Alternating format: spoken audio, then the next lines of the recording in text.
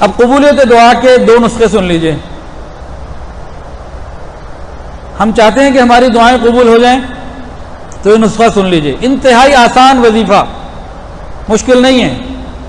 حدیث کے اندر آتا ہے، مفہوم عرض کر رہا ہوں، جناب رسول اللہ صلی اللہ علیہ وسلم نے ارشاد فرمایا کہ انسان جب رات کو سو جاتا ہے تو اچانک اس کی آنکھ کھلتی ہے. ہم سب کی بھی کھلتی ہے نا، کبھی 12 بجے 2 بجے 3 بجے اچانک سے آنکھ کھل جاتی ہے کسی بھی وجہ سے.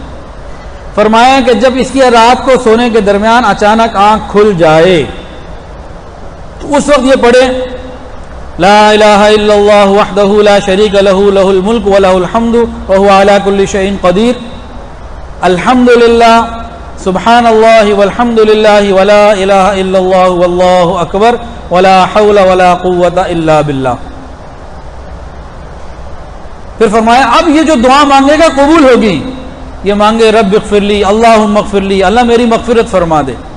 اس کے بعد فرمایا، حدیث کے اندر آتا ہے، اب اگر یہ اٹھ کے وضو کر لے گا اور وضو کر کے 2 رکعت نفل ادا کر لے گا، اس کے 2 رکعت بھی قبول ہوں گے.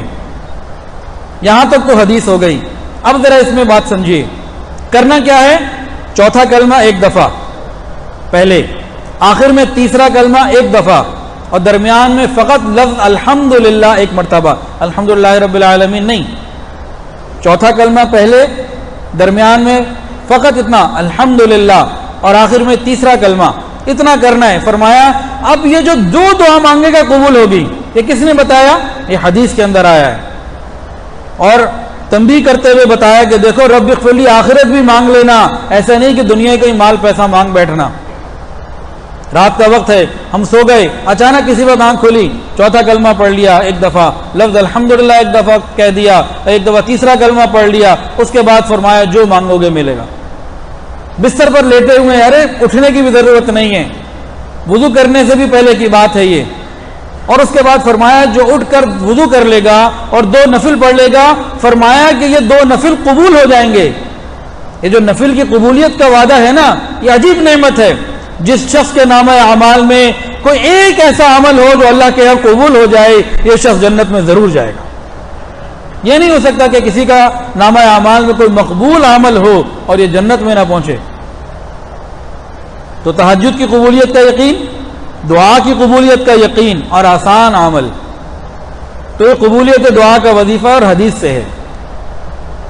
قبولیت دعا کے لیے ایک اور وظیفہ بھی سن لیجئے. امام احمد بن حنبل رحمۃ اللہ علیہ، ایک مرتبہ ان کے دل میں کوئی سفر کا داعیہ پیدا ہوا، نکل پڑے اکیلے. رات کسی مسجد میں عشاء کی نماز پڑھی، چاہتے تھے کہ مسجد میں رہیں، لیکن مسجد والوں نے رہنے نہیں دیا، باہر آ گئے.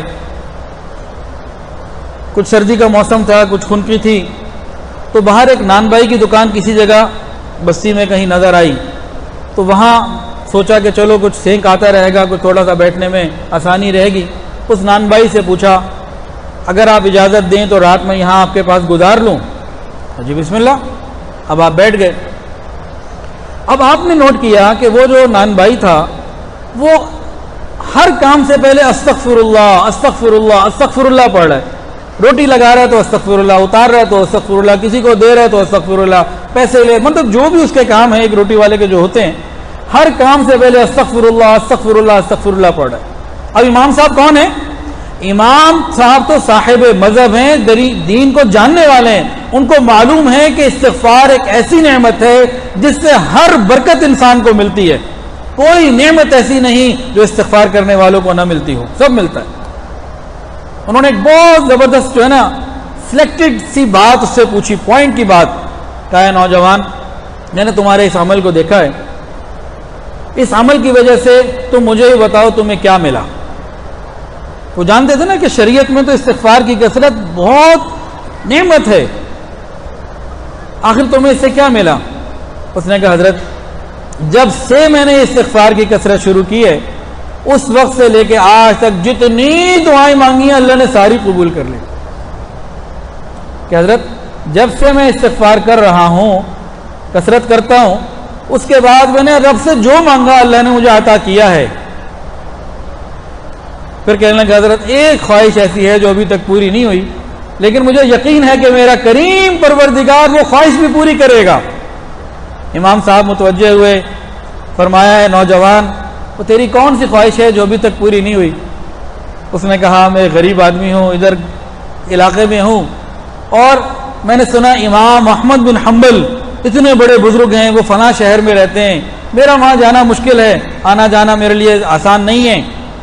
تو میں نے اپنے رب سے مانگا ہے اللہ امام احمد بن حنبل کی زیارت بھی کرا دے، اللہ میرا جانا مشکل ہے، امام صاحب کی زیارت مجھے کروا دے۔ امام صاحب نے جب یہ بات سنی تو فرمایا نوجوان تجھے مبارک ہو، اللہ نے تیری یہ دعا بھی قبول کر لی، احمد بن حنبل تو میں خود ہوں۔